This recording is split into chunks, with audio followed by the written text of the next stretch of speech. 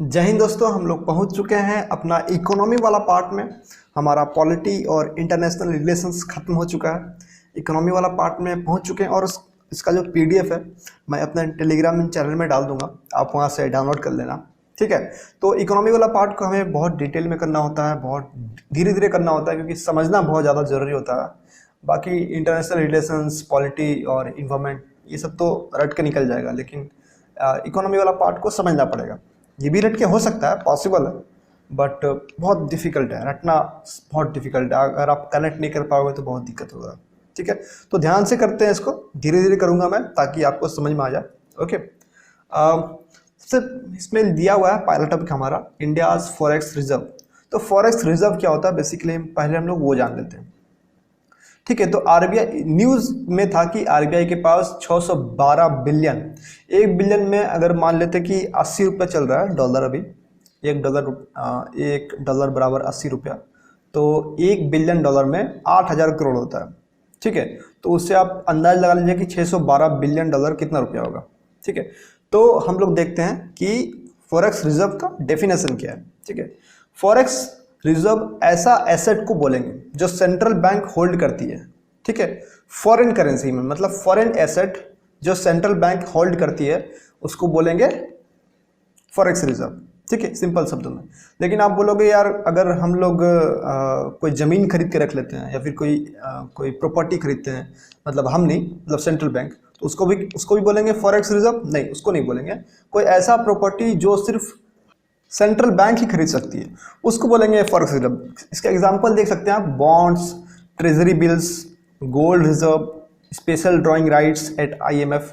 ठीक है, तो ये सब अगर इंस्ट्रूमेंट अगर सेंट्रल बैंक हमारी खरीदती है तो उसको बोलेंगे फॉरेक्स रिजर्व। ठीक है, तो बॉन्ड्स तो आपको मालूम होगा बॉन्ड्स क्या होता है। ठीक है, ट्रेजरी बिल्स जो होता है बॉन्ड्स के टाइप का ही है। ठीक है, जो सिक्योरिटी होता है ना, गवर्नमेंट सिक्योरिटी, ट्रेजरी बिल्स और बॉन्ड्स तीनों सेम ही चीज़ है। ठीक है, अलग अलग जगह में अलग अलग नाम है। हमारे यहाँ बॉन्ड्स बोलते हैं और यूएस में ट्रेजरी बिल्स बोलते हैं। गोल्ड रिजर्व तो आपको मालूम है, गोल्ड खरीद के रख लेना है। ठीक है, स्पेशल ड्राइंग राइट्स एक चीज़ होता है, एक अलग चीज़ है। आईएमएफ मतलब इंटरनेशनल मॉनेटरी फंड। ठीक है, स्पेशल ड्राइंग राइट्स का मतलब होता है ये अलग अलग कंट्री को एक राइट दी जाती है, उसके जीडीपी और वो कितना बिजनेस करता है बाकी सारी कंट्री से, कितना स्टेबल है उसका माइक्रो इकोनॉमिक जो भी है। तो इन सारी फॉर्मूला एक होता है, उसके बेसिस पे ये कैलकुलेट होता है कि किस कंट्री को कितना राइट देंगे। ठीक है, जितना ज़्यादा स्टेबल होगा उतना ज़्यादा उस कंट्री को राइट मिलेगा। जैसे यूएसए बहुत स्टेबल है, अच्छे से बिजनेस करता है सारे कंट्री के साथ, सबको मिला जुला के रखता है, तो यूएसए का स्पेशल ड्राइंग राइट्स काफ़ी हाई है आईएमएफ में। सबसे मतलब 1 नंबर में यूएसए ही है, उसके बाद फिर कोई है, जापान वगैरह है, इंडिया भी 8 नंबर में आता है। ठीक है, तो स्पेशल ड्राइंग राइट्स इसको बोलते हैं। मतलब कभी आपको पैसे की जरूरत पड़े तो आप आईएमएफ से पैसे ले सकते हो, और कितना ले सकते हो वो बताएगा स्पेशल ड्राइंग राइट्स कितना ले सकते हो। ठीक है, तो ये फंडा होता है। अब देखिए फॉरेक्स रिजर्व का तो हम लोग डेफिनेशन जान गए कि एक मतलब कोई भी एसेट को हेल्ड करना, मतलब कोई भी एसेट को होल्ड करना फॉरेन में, उसको बोलेंगे फॉरेक्स रिजर्व। ठीक है, हो सकता है वो करेंसी हो सकता है वो ट्रेजरी बिल्स हो या गोल्ड हो, कुछ भी हो सकता है। ठीक है, अब इसका पर्पज़ क्या है, हम लोग ऐसा क्यों करते हैं? सबसे पहला रीज़न तो यहाँ पर, मतलब रीज़न तो बहुत है यहाँ पर, बस 5 रीज़न दी हुई है। जैसे जैसे हम लोग आगे जाएंगे हम लोग टॉपिक में, हम लोग को बहुत सारे रीजंस और मिलते जाएंगे कि हम लोग क्यों ऐसा करते हैं। ठीक है, पहला रीज़न है यहाँ पर exchange rate support and management. देखिए ये इंपॉर्टेंट नहीं है, इंपॉर्टेंट है, लेकिन हमारे पास आगे में बहुत सारे मतलब सेमी पॉइंट नीचे में दी हुई है, तो हम लोग वहीं पर कर लेंगे। यहाँ पर एग्जाम्पल्स नहीं दिया हुआ, वहाँ पर एग्जाम्पल्स दिया हुआ, तो हम लोग को ज़्यादा अच्छे से समझ में आएगा। Okay, so let's move ahead. तो देखिए आप जब भी आपका फॉरेक्स रिजर्व का क्वेश्चन पूछे, जो पूछ सकता है, काफ़ी मतलब पूछने की प्रोबेबिलिटी है इसकी, तो आप तो या फिर आप इसका डेफिनेशन से शुरू कर सकते हो। ठीक है, या फिर आप ये वाला एक्ट से शुरू कर सकते हो। ठीक है, आरबीआई एक्ट 1934 और FEMA foreign exchange management act, इसको फेमा भी बोलते हैं, 1999। ठीक है, तो ये दोनों एक्ट से आप शुरू कर सकते हो। एक और एक्ट होगा जो बहुत फेमस है, FRBM करके एक्ट है, जो हमारा कितना रिजर्व होल्ड करना चाहिए आरबीआई को। ठीक है, कितना रिजर्व होल्ड करना चाहिए। देखिए फॉरेक्स रिजर्व अलग चीज़ है और कितना रिजर्व होल्ड करना चाहिए वो अलग चीज़ है। ठीक है, बैलेंस शीट में हम लोग रिजर्व होल्ड करते हैं, किसी भी कंपनी का देख लीजिएगा बैलेंस शीट, तो वहाँ पर हम लोग रिजर्व होल्ड किया जाता है कि कंपनी के पास इतना पैसा होना चाहिए कोई भी अनफोर्सिन कंटिजेंसीज को मीट करने के लिए। मतलब कुछ ऐसा हो गया, जैसे आपका फैक्ट्री में आग लग गया, ठीक है, तो उसको रिजर्व बोलते हैं। तो वो FRBM एक्ट देखता है, ठीक है, और भी बहुत सारी चीज़ें हैं उसमें, लेकिन मेनली वो देखता है, ठीक है। और फेमा एक्ट देखता है हमारा फॉरेक्स रिजर्व, ठीक है। तो या तो हम उसका डेफिनेशन से शुरू कर सकते हैं या फिर हम ये वाला एक्ट से शुरू कर सकते हैं, आपकी मर्जी, ठीक है। ओके, अब यहाँ पर दिया गया है reasons for the recent rise in the Indian forex reserve. इतना ज़्यादा बढ़ क्यों गया? 612 बिलियन डॉलर बहुत बहुत बड़ी क्वांटिटी, इतना बड़ा कभी हम लोग पहुंचे नहीं थे, तो इतना बड़ा क्यों बढ़ गया? ठीक है, देखिए यहाँ पर दिया गया कि एक बैलेंस ऑफ पेमेंट क्राइसिस हुआ था हमारा 1991 में।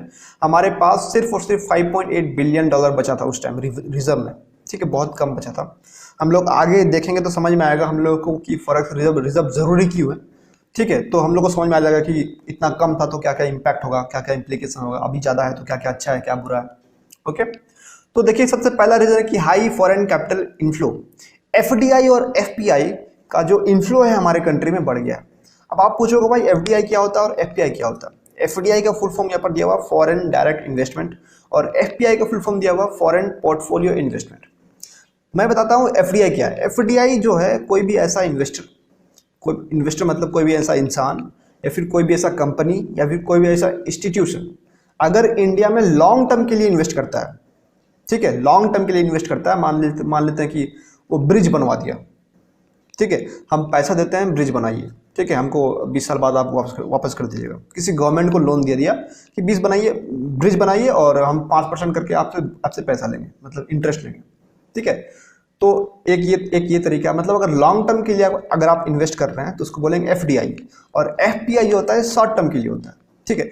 FDI का मैं और एक दो एग्जांपल देता हूँ। जैसे मान लीजिए कि आप मान लीजिए कि आप कोई कंपनी, जैसे कि मान लीजिए अभी फेसबुक है, ठीक है, तो फेसबुक का अभी जो रिलायंस के साथ डील हुआ, तो फेसबुक और जियो बहुत ही मिलता जुलता कंपनी है। तो फेसबुक देखा कि देखिए अभी हम अपना इंडिया में इन्वेस्ट करेंगे तो मुझे फ़ायदा होगा, क्योंकि इंडिया जो डेवलपिंग नेशन है तो जल्दी पैसा ग्रो करेगा मेरे।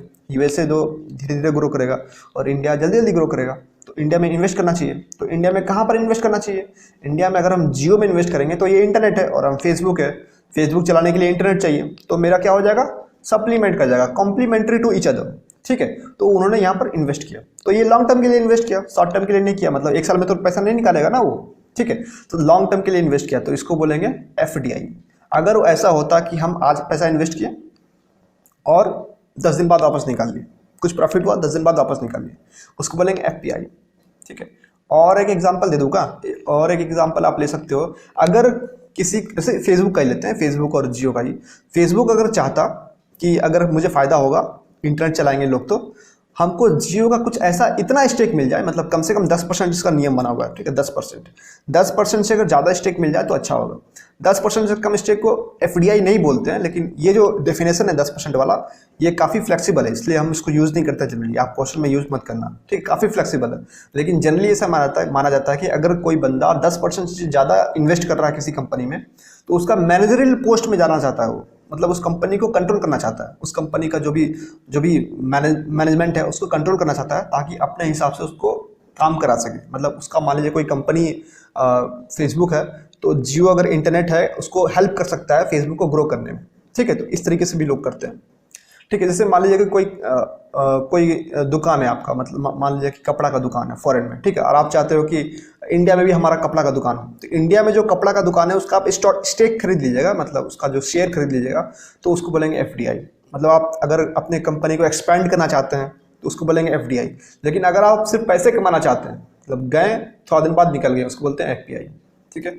काफ़ी लंबा हो गया इसके ऊपर discussion. Okay, reduced capital outflow, क्योंकि हम लोग जानते हैं कोविड-19 में बहुत कम लोग बाहर घूमने जाते हैं, तो जो आउटफ्लो है पैसा का, मतलब बाहर घूमने जाएंगे तो क्या करेंगे हम लोग, रुपया देके डॉलर खरीदेंगे, तो डॉलर बहुत कम लोग खरीद रहे हैं क्योंकि बाहर बहुत कम लोग जा रहे हैं।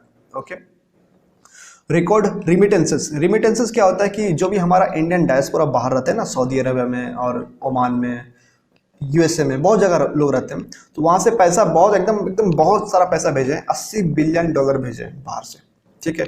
तो ये यूज़ कर सकते हैं। लेकिन एक मई महीने का जो विजन का मैगजीन था, उसमें कोविड-19 का इम्पैक्ट हम देख रहे थे, तो उसमें दिया गया था कि 5 लाख इंडियन डायस्पोरा को नौकरी से निकाल दिया गया। वो लोग वापस आया, ठीक है, और 80 बिलियन डॉलर भेजा है। बाकी सब जो मतलब 5 लाख तो वापस आया, लेकिन और भी बहुत बहुत सारे बाहर वहाँ रहते हैं, तो वो लोग 80 बिलियन डॉलर भेजे हैं, उन लोग का तनख्वाह बढ़ गया होगा, ठीक है। Okay, massive liquidity injection in USA, क्योंकि हम लोग जानते हैं इसे, हम लोग का जो मोदी जी है 20 लाख करोड़ का कुछ दिए थे कि 20 लाख करोड़ हम लोग इन्वेस्ट करेंगे, मतलब यूज़ करेंगे, इनडायरेक्टली डायरेक्टली 20 लाख करोड़ था। उसी तरह यूएसए का था 2.3 ट्रिलियन डॉलर, ठीक है, ट्रिलियन, 1 बिलियन तो 80,000 करोड़ होता है, सॉरी 8,000 करोड़ होता है, फिर 1 ट्रिलियन कितना होगा आप जस्ट इमेजिन कर लो। तो 2.3 ट्रिलियन डॉलर इंजेक्ट किया था, ठीक है। तो अगर डॉलर का जो है डिमांड, सॉरी डॉलर का सप्लाई जो है मार्केट में अगर बढ़ जाएगा तो ऑटोमेटिकली सब लोगों के पास डॉलर बढ़ जाएगा, तो हमारे पास भी डॉलर बढ़ गया, ठीक है। तो ये 3-4 पॉइंट था, ये समझने लायक, मैंने बहुत आसान भाषा में समझाने की कोशिश किया आपको। ओके ओके, कि arguments for maintaining high forex reserve, argument का क्या, इसका बेनिफिट्स क्या, जो ऊपर देखे थे ना, ऊपर जो इन्फोग्राफिक्स था उसको मैंने स्किप कर दिया था, वो सारे के सारे पॉइंट यहाँ पर ऑलरेडी मौजूद है। Reduce risk from external vulnerability, ठीक है, क्योंकि हम लोग जानते हैं कि हम लोग देखिए एक पॉइंट के लिए हम लोग एक ही एग्जाम्पल करेंगे, 2 एग्जाम्पल करने में कोई पॉइंट नहीं बनता है, ठीक है, क्योंकि हमें रिवाइज करना है, हमें आंसर लिखना है, ठीक है। ये हमें ध्यान पे रखना है कि हमें उतना ही पढ़ना है जितना हमें ज़रूरत है, हम ज़्यादा नहीं पढ़ेंगे, ठीक है। हमें एफिशिएंट बनना है, हम 100,000 किताब नहीं पढ़ने वाले। आप देखोगे मतलब टॉपर्स लोग बोलते हैं कि आप 50,000 किताब खरीद लो, 5,000 किताब खरीद लो, आप आईएएस नहीं बनोगे। आप जितना कम किताब खरीदोगे उतना जल्दी आईएएस बनोगे, ठीक है। Reduce risk from external vulnerability, ठीक है। वोलेटाइल ऑयल प्राइस, क्योंकि हम लोग जानते हैं अभी ऊपर में ओपेक वाला जो टॉपिक था उसमें हम लोग देखे थे कि ऑयल प्राइस कितना ज़्यादा फ्लक्चुएट कर रहा था। अभी जो हमारा पिछले साल ऑयल प्राइस नेगेटिव में चला गया था, तो इसको मेकअप करने के लिए मतलब कभी भी दिक्कत ना हो हमें, ओके, क्योंकि हमारे पास पैसा रहेगा तो हम उस शॉक को बर्दाश्त कर पाएंगे।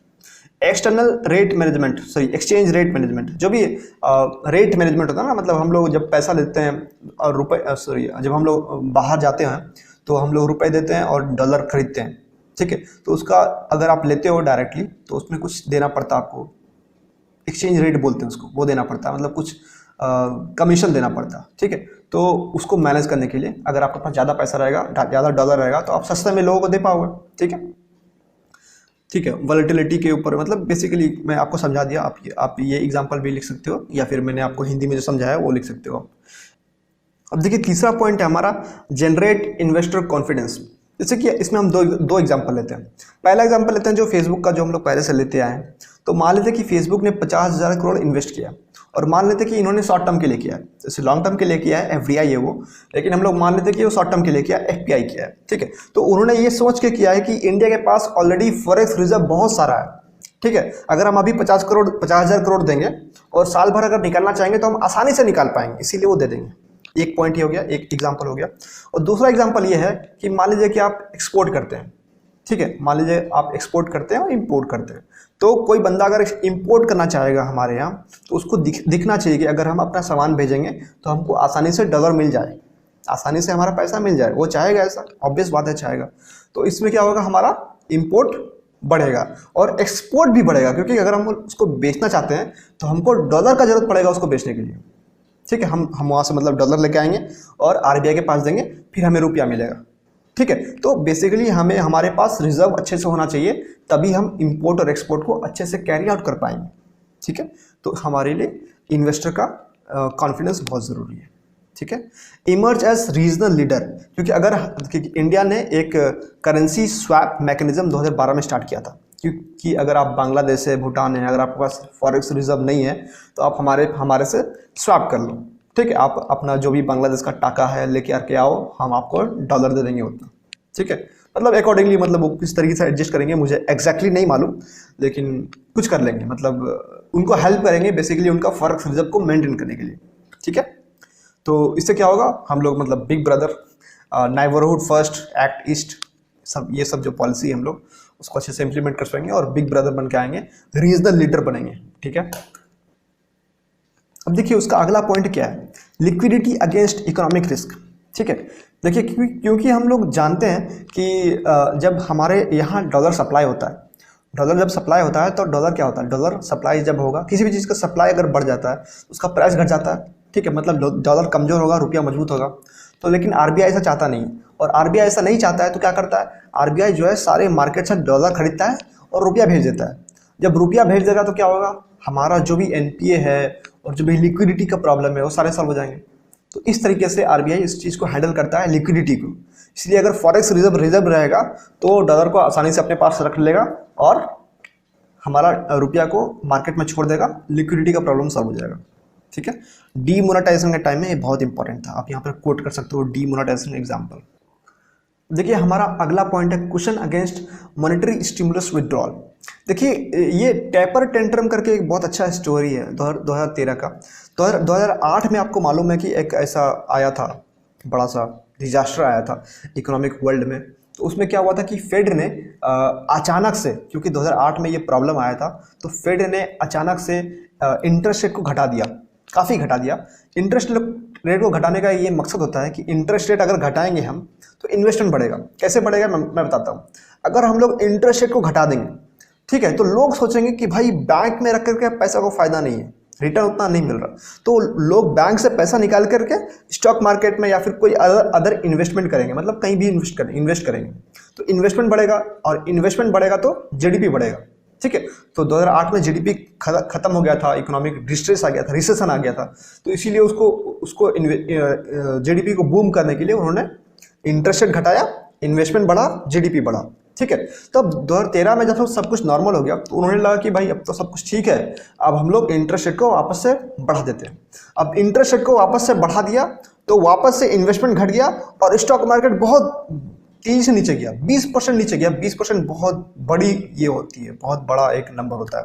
ठीक है, तो ये एक अचानक से करेंसी फ्लक्चुएट किया। ठीक है, तो अगर हमारे पास पैसा रहेगा तो हम ऐसे फ्लक्चुएशन को झेल सकेंगे, उस शॉक को एब्जॉर्ब कर सकेंगे। ठीक है, तो ये सारे पॉइंट्स थे, काफ़ी टेक्निकल टर्म थे, इसीलिए आपको इस समझना बहुत ज़रा ज़रूरी है, क्योंकि आप सब कुछ याद नहीं रख सकते हो, क्योंकि यूपीएससी का सिलेबस बहुत बड़ा है। तो कोई छोटा सिलेबस है नहीं कि आप सब कुछ याद कर लोगे। इसलिए अगर आपको समझ में नहीं आया तो दोबारा वीडियो देखना, और फिर भी अगर कोई डाउट है तो कमेंट में पूछना, मैं बता दूंगा आपको। Arguments against maintaining high forex reserve. अब देखिए अगेंस्ट में, क्योंकि हम लोग जानते हैं कि हर चीज़ का एक प्रो और कॉन्स होता है।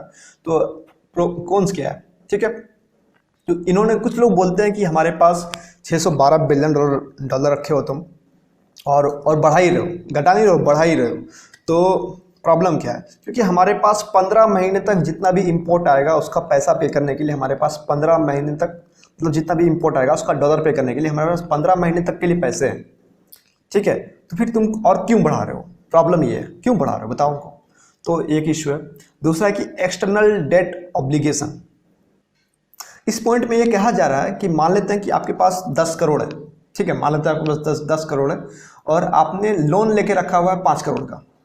तो ये लोग बोल रहे हैं कि भाई तुम लोन लेके रखे हो 5 करोड़ का और 10 करोड़ रुपया कैश रखे हो, क्यों कर रहे हो ऐसा। मतलब जो लोन है उसको तुमको पैसा देना पड़ रहा है, चुकाए खत्म करो ना, जो पैसा है उसको चुकाए खत्म करो, लोन क्यों रखे हो। ठीक है, तो एक प्रॉब्लम ये है कि हमारे पास जो पैसा है वो हमारे लोन से भी ज़्यादा है। तो यहाँ पर आप देख सकते हो कि हमारे पास लोन जो है 570 बिलियन डॉलर का लोन है। ठीक है, लेकिन लोन लेना बुरा नहीं होता है। अगर आप लोन लेते हो तो आपको इंटरेस्ट पे नहीं करना पड़ता, टैक्स पे नहीं करना पड़ता, तो वो कंपनी के केस में, आरबीआई के केस में ये बोल रहे हैं कि अगर आपके पास लोन है तो आपको लोन चुका दो, उसके बाद आप थोड़ा सा रखो पैसा। इतना पैसा रखने का क्या मतलब बनता है, आप पहले लोन चुकाओ, क्योंकि हम लोग का पैसा जा रहा है बाहर, लोन लेके रखे हो तो।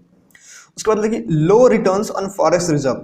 आप जो 612 बिलियन डॉलर रखे हो, सारा का सारा कैश में तो रखे नहीं हो, आपने एसेट लिए हो, आप कहीं ना कहीं एसेट खरीदे होगे, किसी बैंक का ट्रेजरी बिल लिए होगे, किसी कंट्री का ट्रेजरी बिल लिए होगे, बॉन्ड्स लिए होगे, तो उनका जो रिटर्न होता है ना 1% या उससे भी कम होता है। ठीक है, हम ट्रेजरी बिल ऑलरेडी, हमारा जो गवर्नमेंट सिक्योरिटी है, गवर्नमेंट बॉन्ड है, हमारा इंडिया का बहुत कम होता है, तो वो तो डेवलप्ड कंट्री है, वहाँ तो और कम होगा। तो तुम इतने बुरे एसेट्स में इन्वेस्ट क्यों किए हो, इतना ज़्यादा मत करो।